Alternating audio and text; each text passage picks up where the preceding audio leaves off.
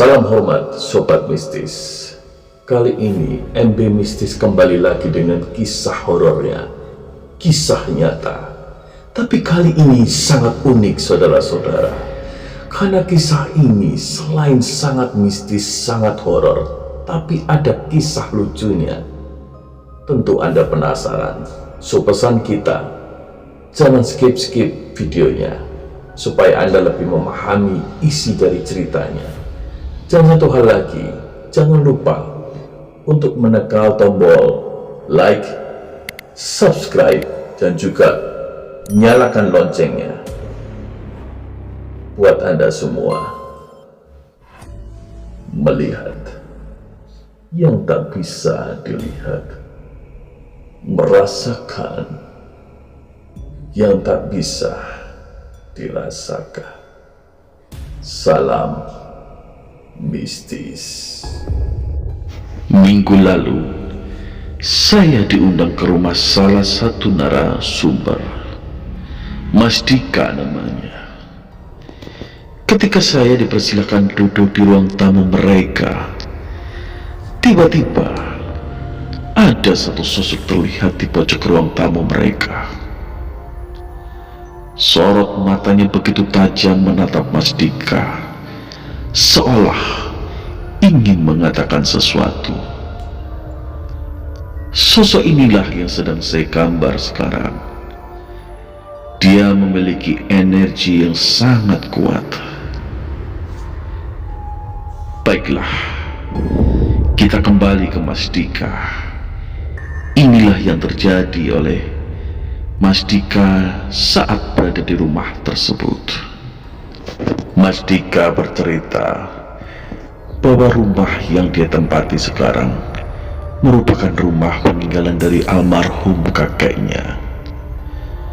Sejak Mas Dika menikah dengan Sinta, mereka menempati rumah tersebut.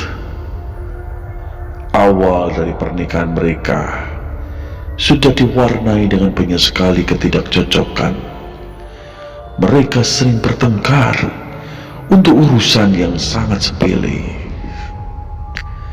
Mungkin penyebabnya adalah karena sebenarnya Mas Dika tidak benar-benar mencintai istrinya, dikarenakan pernikahan mereka adalah hasil dari perjodohan. Mas Dika sendiri mengakui perangainya yang suka marah dan mudah tersinggung, dan jeleknya lagi suka main tangan. Sedangkan istrinya Sinta perangainya keras kepala dan suka melawan. Jadi para pendengar semua, Anda bisa bayangkan rumah tangga ini betul-betul neraka. Meskipun baru menikah 2 bulan, tapi sudah diambang perceraian. Sampai pada suatu malam, mereka bertengkar hebat. Sinta, kan sudah aku bilang, buku-buku yang di meja itu kamu taruh di lemari. Kamu simpan di mana sekarang? Kok gak ada? Cari. Ini nih yang paling aku gak suka dari kamu. Otaknya gak pernah dipakai. Emang aku ini membantu kamu? Nih ya, gua kasih tahu, gua enggak ngurus buku lu. Mendingan gua tidur. Dasar wanita sialan. Mas Dika menampar dengan keras istrinya, hingga istrinya tersungkur di ranjang. Amarahnya telah memuncak. Setelah itu Mas Dika mengurung istrinya di dalam kamar, menguncinya dari luar. Sambil mengomel-ngomel, terdengar isak tangis istrinya di dalam kamar. Namun meskipun demikian, Mas Dika tetap acuh tak acuh. Dalam hatinya, tekad Dika sudah bulat. Besok dia akan segera mengurus perceraian. Lalu, Mas Dika memutuskan untuk beristirahat sejenak di sofa rumah dekat ruang tamu. Dalam pikirannya, dia merasa sangat sial telah menikahi Sinta. Hari kian malam, Mastika tertidur di sofa tersebut, sedangkan Sinta tetap terkunci di dalam kamarnya. Di malam itulah terjadi kejadian aneh. Dalam lelap tidurnya Mastika, sekitar jam 12 malam, tiba-tiba tubuh Mastika terguncang, seolah-olah ada yang membangunkannya. Dan seketika itu juga Mastika terbangun dan mendapati tidak ada seorang pun yang sedang membangunkan dirinya.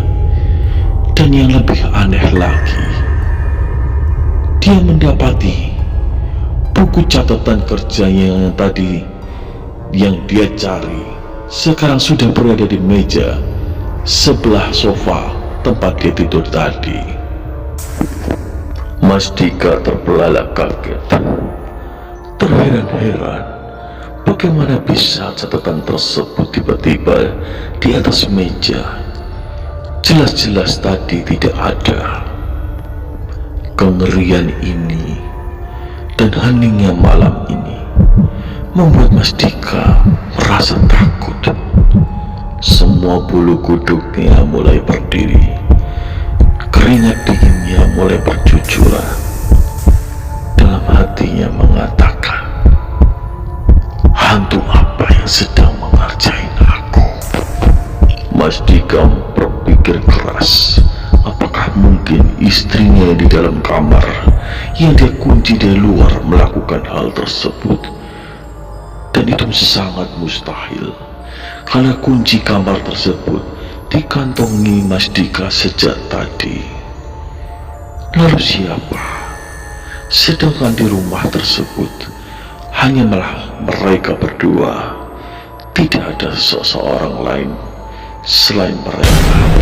Karena ketakutan yang amat sangat, tanpa berpikir panjang lagi, sambil berlari kecil, Mastika menuju ke kamar di mana istrinya tadi dia kurung.